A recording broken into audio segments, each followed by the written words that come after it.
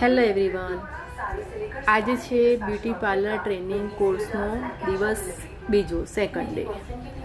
આજે આપણે શીખીશું કે કોઈપણ ક્લાયન્ટના ઉપર બ્લીચ કેવી રીતે એપ્લાય કરવું, ક્યારે કરવું, કેટલી માત્રામાં લેવું જોઈએ.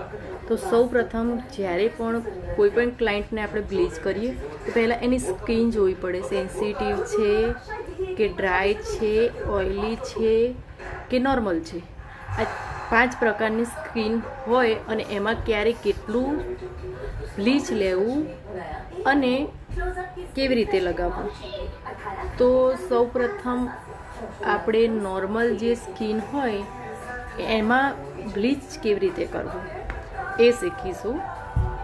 મારા સેકન્ડ પાર્ટમાં હું દરેક સ્કિન ઉપર કેવી રીતનું બ્લીચ લેવું, કયું યુઝ કરવું, કેટલી માત્રામાં લેવું એ શીખવાડીશ. તો સૌ પ્રથમ આપણે નોર્મલ સ્કિનની વાત કરીએ તો નોર્મલ સ્કિનની અંદર જ્યારે આપણે કોઈ ક્લાયન્ટ બહારથી આવે ત્યારે પહેલાં એને ક્લીન કરીશું ફેસને, અને ફેસને ક્લીન કર્યા બાદ આપણે એમાં ક્લિન્ઝર લગાવીને બધી ડસ્ટ નીકાળીશું અને 5 મિનિટ હળવા હાથે મસાજ કર્યા બાદ આપણે સ્કિન ટાઈપ જોઈશું કે સ્કિન નોર્મલ છે તો આ ટાઈપનું બ્લીચ લગાવી અને થોડી જ માત્રામાં અંદર એનું કન્સિસ્ટન્સી એડ કરીને અને પછી એપ્લાય કરવા. અને આંખની આસપાસ નજીક સુધી એપ્લાય કરવાનું નથી, દૂરથી લેવાનું છે, એપ્લાય કરવાનું છે. અને હેર ઉપર તો જરાય પણ નહીં, જેથી રૂંવાટી ભોળી થઈ જતી હોય છે, એટલે એ ખાસ ધ્યાન રાખવું. બીજી વસ્તુ કે હેર પર જો આપણું બ્લીચ જશે તો એકદમ ભૂરા કલરની, ગોલ્ડન કલરની હેર આપણા થઈ શકે છે.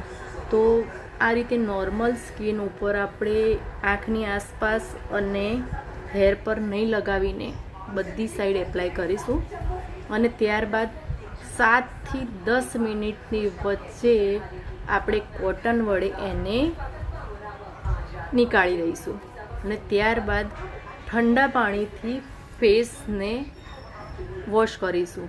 આ રીતે બ્લીચનો ઉપયોગ કરવાથી સ્કિન ઉપર રેસીસ નથી થતા અને રિઝલ્ટ પણ સારું આવે છે.